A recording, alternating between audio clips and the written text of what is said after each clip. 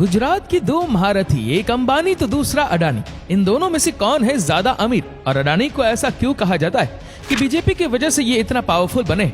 एक वक्त था जब गौतम अडानी को आर्थिक तंगी के कारण अपनी पढ़ाई भी छोड़नी पड़ी थी और आज ये दुनिया के सबसे अमीर इंसानों में से एक है। आज एयरपोर्ट से लेकर बंदरगाह और कोयले से लेकर घर में इस्तेमाल होने वाले तेल तक से पैसा कमा रहे, लेकिन कम ही ऐसे लोग हैं जो उनके बारे में बहुत ज्यादा जानते हैं। तो अगर आप भी गौतम अडानी की कामयाबी का राज जानना चाहते हैं तो फिर बिना वीडियो स्किप किए हमारे साथ देखिए उनकी जिंदगी और व्यापार का सफरनामा। गौतम अडानी यूं तो रिलायंस इंडस्ट्रीज के संस्थापक धीरू भाई अंबानी की ही तरह पहली पीढ़ी के बिजनेसमैन है, लेकिन आज उनकी नेटवर्क बाकी उद्योगपतियों से कहीं ज्यादा है, क्योंकि एक डायलॉग है जिसे अडानी ने सिद्ध साबित किया है, वो है कोई भी धंधा छोटा या बड़ा नहीं होता और धंधे से बड़ा कोई धर्म नहीं होता। अब हम ऐसा इसलिए कह रहे हैं क्योंकि समय के साथ अडानी को जो भी धंधा मिला उन्होंने उसे पूरे मन से किया और परचम लहराते चले गए, लेकिन उनके फर्श से अर्श तक पहुंचने का सफर काफी संघर्ष भरा रहा है। जिनका जन्म सन 1962 में अहमदाबाद के एक आर्थिक रूप से कमजोर परिवार में हुआ। पिता का छोटा सा काम था, लेकिन कुछ खास चल नहीं रहा था। ऐसे में वक्त के साथ आर्थिक हालात और बिगड़ते चले गए, जिसकी वजह से गौतम अडानी को अपनी पढ़ाई बीच में ही छोड़नी पड़ी और काम के लिए हाथ पैर मारने पड़े। इसी बीच वो बड़े शहर से बड़ी उम्मीदें लेकर कम उम्र में ही मुंबई आ गए, जहां शुरुआत में तो काफी संघर्ष करना पड़ा, लेकिन कुछ वक्त के बाद उन्हें एक डायमंड सप्लायर के यहाँ नौकरी मिल गई। 3 सालों तक काम करने के बाद उन्हें समझ में आया कि जिंदगी में करना क्या है, इसीलिए उन्होंने नौकरी छोड़कर अपना काम शुरू किया और जवेरी बाजार में डायमंड ब्रोकरेज कंपनी की शुरुआत की। और उन्होंने जी तोड़ मेहनत की और कम उम्र में ही धंधा दौड़ा दिया, लेकिन उनकी किस्मत चमकी। 1981 से जब उनके बड़े भाई ने उन्हें अहमदाबाद बुलाया, दरअसल भाई ने सामानों को लपेटने वाली प्लास्टिक की कंपनी खरीदी, मगर वो चल नहीं रही थी क्योंकि जो कच्चा माल चाहिए था वह जरूरत के हिसाब से नहीं मिल पा रहा था। बाहर देशों से कच्चे माल को इंपोर्ट करना पड़ रहा था।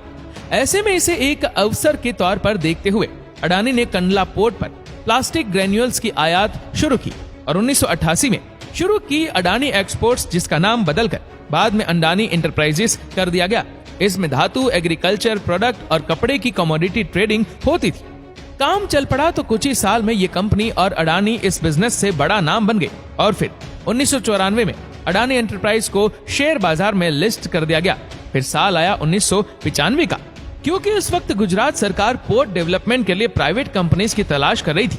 ऐसे में जैसे ही ये खबर अडानी तक पहुंची, उन्हें कमाई का एक और सोर्स नजर आया, इसीलिए उन्होंने गुजरात के सबसे बड़े बंदरगाह मुंद्रा पोर्ट्स को ही खरीद लिया। मुंद्रा पोर्ट को खरीदने के बाद 1998 में गौतम अडानी ने Adani ports and logistics company की शुरुआत की और आज अडानी समूह देश के प्रमुख इंफ्रास्ट्रक्चर ग्रुप में से एक है। उनकी अडानी पोर्ट्स देश की सबसे बड़ी पोर्ट मैनेजमेंट कंपनी है और गुजरात, महाराष्ट्र, गोवा, केरल, आंध्र प्रदेश, तमिलनाडु और ओडिशा जैसे 7 समुद्री राज्यों में इनके 13 डोमेस्टिक पोर्ट्स हैं। खैर, मुद्दे पर आते हैं।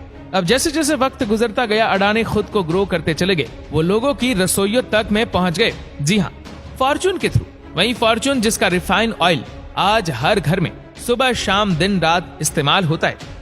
वैसे फॉर्चून तेल के अलावा अडानी ग्रुप आटा, चावल, दाल, चीनी जैसी दर्जनों चीजों से भी आपकी रसोई का हिस्सा बना हुआ है, जिनके देखभाल के लिए 2005 में अडानी ग्रुप ने फूड कॉर्पोरेशन ऑफ इंडिया के साथ मिलकर अलग अलग राज्यों में बड़े बड़े वेयरहाउस बनाए। वेयरहाउस कनेक्टिविटी के लिए अडानी ग्रुप ने निजी रेल लाइन्स भी बनाई ताकि अनाज को लाने ले जाने में आसानी हो। कहते हैं कि हीरे की परख जौहरी ही जानता है, इसीलिए अडानी को काले कोयले में भी पैसा दिखा। उन्होंने डोमेस्टिक इलेक्ट्रिसिटी का जनरेशन किया, बड़े बड़े राज्यों को बिजली सप्लाई करनी शुरू की, लेकिन इतने बड़े पावर प्लांट को चलाने के लिए जरूरत से ज्यादा कोयला चाहिए था, इसलिए दिमाग चलाया और ऑस्ट्रेलिया की एक कोल माइन को खरीद डाला।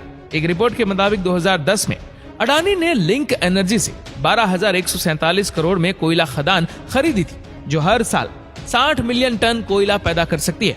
इसी तरह इंफ्रास्ट्रक्चर की कमी से इंडोनेशिया में मौजूद तेल, गैस और कोयले के लिए अडानी ग्रुप ने साउथ सुमात्रा से कोयला धुलाई के लिए $1.5 अरब निवेश करने की घोषणा की और आज इनसे ही अडानी ग्रुप करोड़ों रुपए कमाता है। अब इतने सारे बिजनेस में से पैसे आते हैं तो आपके दिमाग में ये सवाल भी जरूर आता होगा कि अडानी की कुल संपत्ति कितने करोड़ रुपए की है। तो आपको बता दें कि हाल ही में अडानी की संपत्ति 7,400 करोड़ $US की है।